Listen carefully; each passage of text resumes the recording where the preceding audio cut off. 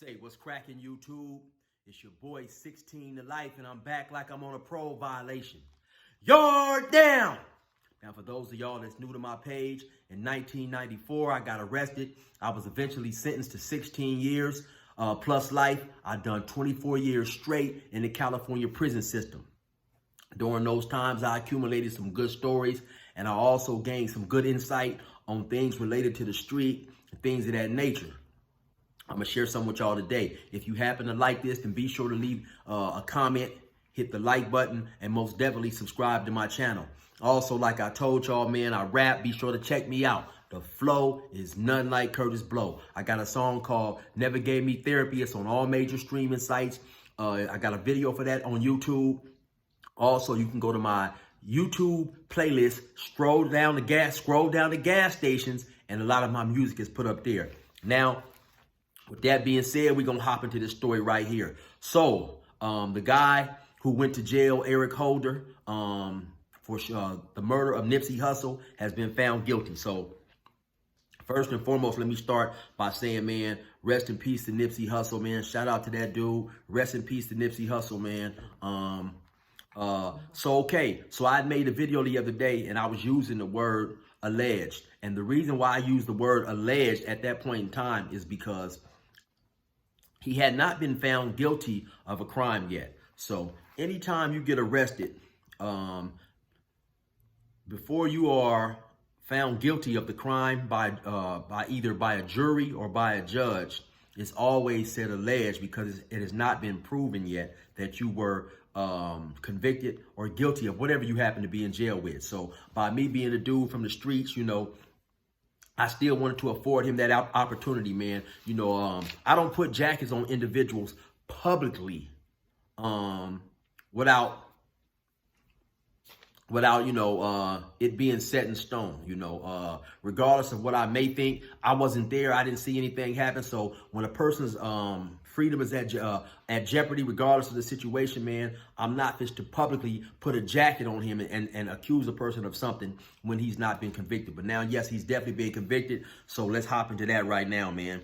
So what he has been convicted of is first-degree murder, also attempted voluntary manslaughter, and possession of a firearm. So what's next? What's going to happen with him? For those who are not familiar with the justice system or the way California things are done in California. So what's going to happen to him is after he was found guilty, there'll be a sentencing date set. He'll come back. He'll get sentenced. Now I don't know exactly. I didn't follow the trial, but just knowing what he was convicted of, in my opinion, he'll be sentenced to something upward of 50 years, man. Yeah, he's 50 years to life. He's definitely going to get a lot of time, you know. And so after you get sentenced, you go back to the holding cell, you go back to your cell, and then you just basically wait to catch the chain. What the chain is when they're sending you to a reception center. Now, when I was locked up in the county jail after I got found guilty, I requested to be sent to the penitentiary forthwith, which means immediately on the next thing smoking. You know, you have a lot of dudes who sat in the county jail for a long time. They want to get to the prison where things are better. You have more luxuries in the prison. You get to go outside often. You get in your cell. You get your own TV, all that type of stuff. Now, I don't know if that's what he's going to request, but after that, you know, so after when he does finally catch the chain, they'll send him to what's known as a reception center. Now, the reception center is a prison that has a certain building to diagnose you, assess you, and see what type of housing you require. You know, in California, they have level 1, which is very low security. They have level 2. Then they have a level 3, which is medium security. They have a level 4. And then they also have a level 4 180. And I'm assuming he'll definitely be sent to a level 4, which is high security, or even a level 4 180. And so once, you know, like I said, when you get to reception, they diagnose you, they assess you.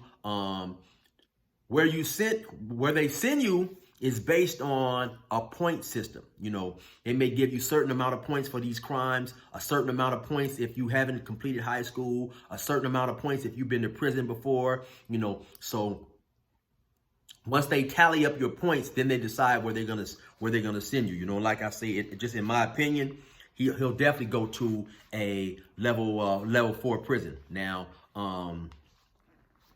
normally in California prisons, I've never seen them force anyone to go into protective custody, you know, for the most part, you know, unless now you happen to be on the yard, you get into some type of incident or something happens where the captain who's running that yard figures that it would be better to house you in protective, well, not necessarily protective custody, either the hold, the transfer, you know, if you get threats or something like that, they make the determination.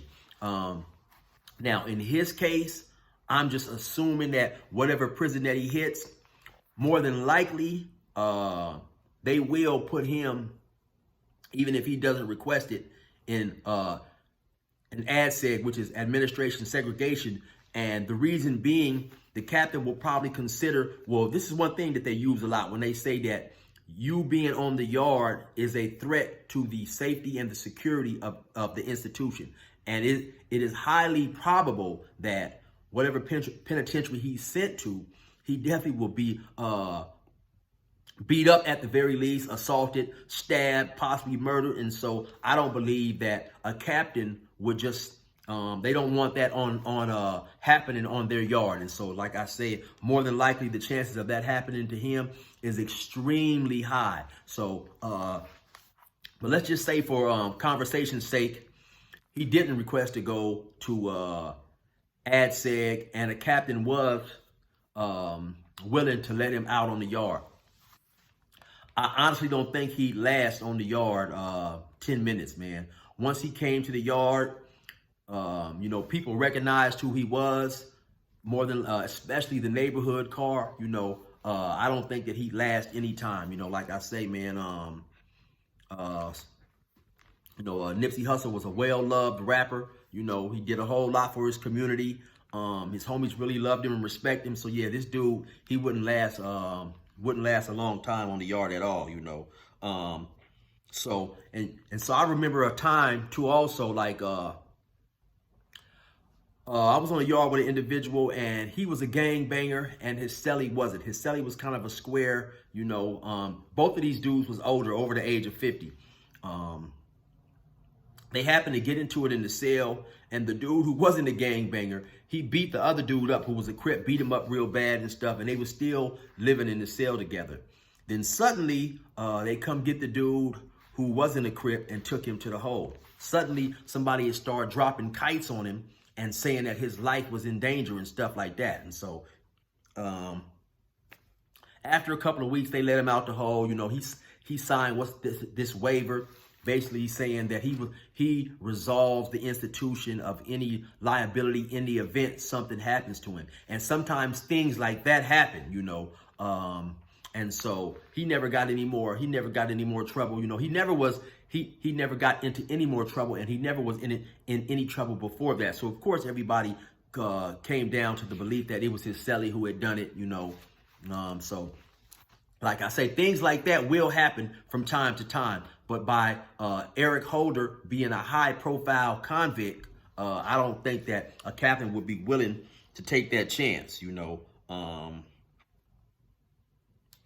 And so I believe that once he gets to the pen, he'll be segregated. He'll be by himself, man. And to be honest, it'll be pretty miserable living for him, I believe. You know, like I say, I believe he's gonna be sentenced to something upwards of 50 years to life, probably 75, 85 to life. It's gonna be an insane amount of time. And now, due to the fact also that he's around the age of 34, more than likely he'll have to do at least 25 years before he's even eligible to come in front of the parole board to seek being released on parole. And unfortunately, for his sake, that he's over 34, he's not even afforded what's known as the youth offender parole hearing. And what that is they give you special consideration due to the fact that they did a study and they said that the part of the brain that's in control of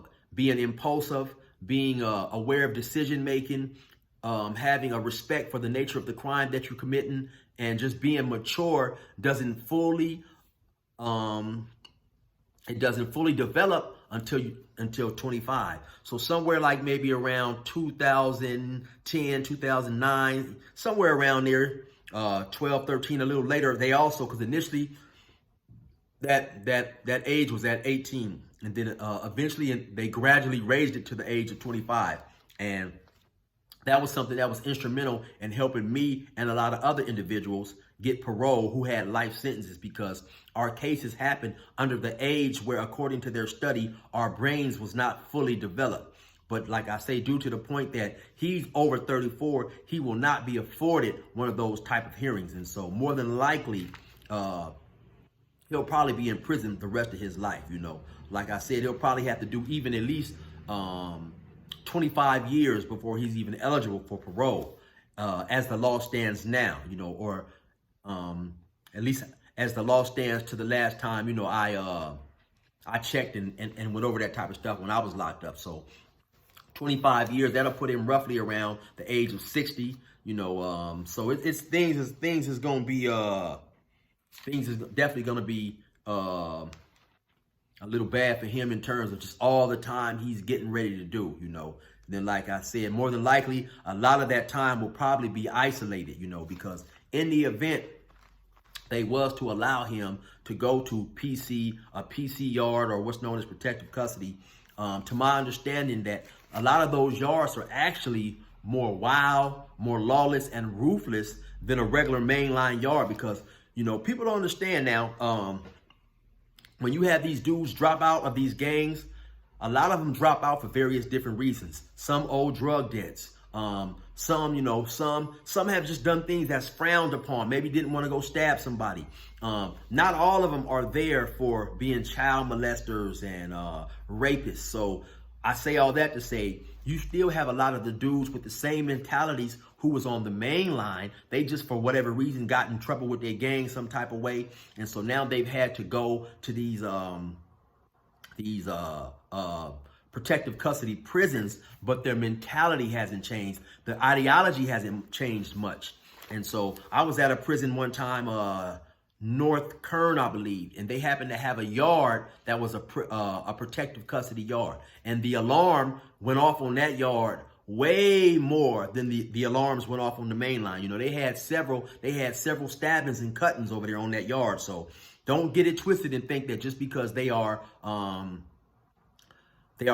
as protective custody yards, that it's any more security over there.